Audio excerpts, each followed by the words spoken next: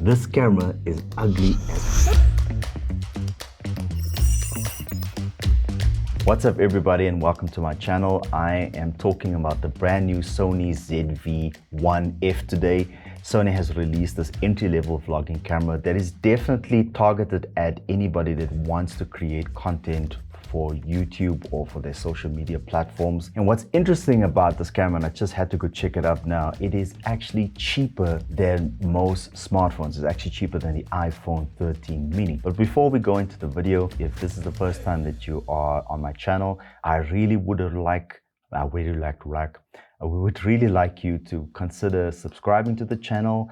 I would love to also hear from you. So after the video, once you've watched it, please subscribe, please comment, and please hit that bell notification button so that you will be notified of future videos. And I would definitely love your support on the channel. So please consider subscribing. It would be much appreciated. So let's talk about the ZV-1F.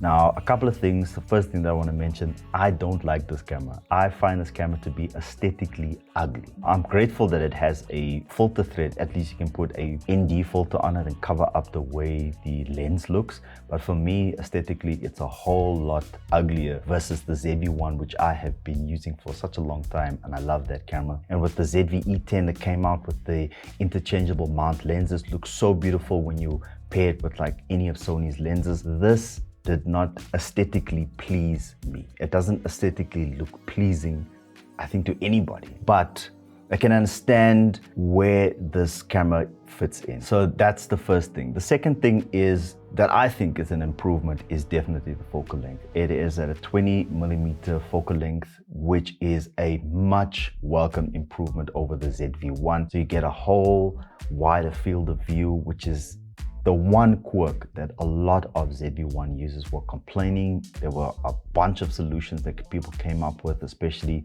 using like an attachment lens, a conversion lens.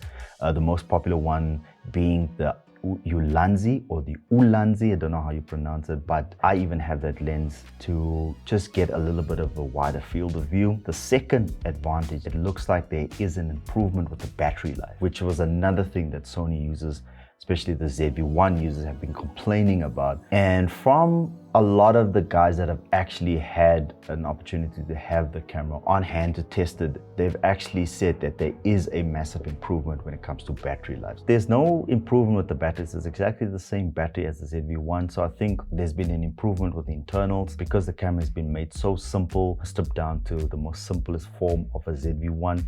I think there is definitely improvement from that perspective. Another welcome advantage is that it has the new menu system. So again, I think the new menu system has been designed in such a way that it is so much more simpler to set up your cameras. For those that actually have the ZV-1, they would know the older menu systems were tedious, it was cumbersome, it was frustrating, and it was something that was not always enjoyable. I don't know if this is an advantage or a disadvantage, but it shoots JPEG only. So I never shoot photos with the ZV-1, but the ZV-1 has RAW and JPEG, so I can take it into post and color grade a little bit, make it look nice. JPEGs only, it means that you're very limited, but then again, I don't think it is for anybody that wants to, this camera is not for anybody that's used to using presets or color, editing their pictures.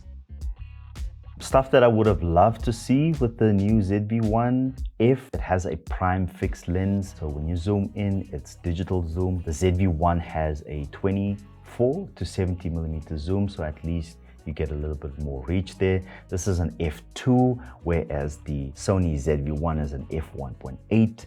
So it allows a lot more light in, a little bit more bokeh on that. What I would have loved to see, and I think they might not have put it into this camera, is a better looking sensor, better quality sensor.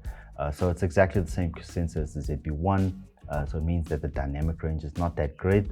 But the cool thing is that at least the camera is designed to always make sure that you are looking good. It's got all of the other extra features, product showcase, the soft skin function and all of that, but the exposure is always on your face. Nothing really other than that. Who's this camera for? Definitely entry-level content creators that just wants to take it to the next level. This is not for anybody that has either a ZV-1 or a ZV-E10 or any of the other crop sensor cameras. So it's not something that I'm excited about, definitely because it's so ugly. I'm not gonna get it. And you know, I am a Sony fanboy. I love my Sony cameras, but again, I can't justify this damn camera. It's ugly.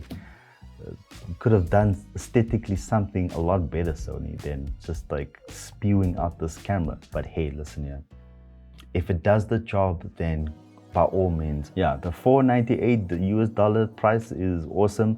It's on pre-order in the US already. I don't know what's gonna happen in South Africa, but again, like the ZV-E10, and I know this video is getting too long. The ZV-E10 is so cheap, especially in South Africa. You can get the ZV-E10 for a lot cheaper than the ZV-1. And some of the deals that's been going around that I've noticed, you actually have that little useless tripod stick. Thing doesn't even charge the thing, but I mean, you get that for free. So if you want to know more about the differences between the ZV-1F and the ZV-1, I've done this video right here that talks about the ZV-1 and the ZV-1F and the two different specs, and break it down for you so that you can make a conscious decision of which one is for you.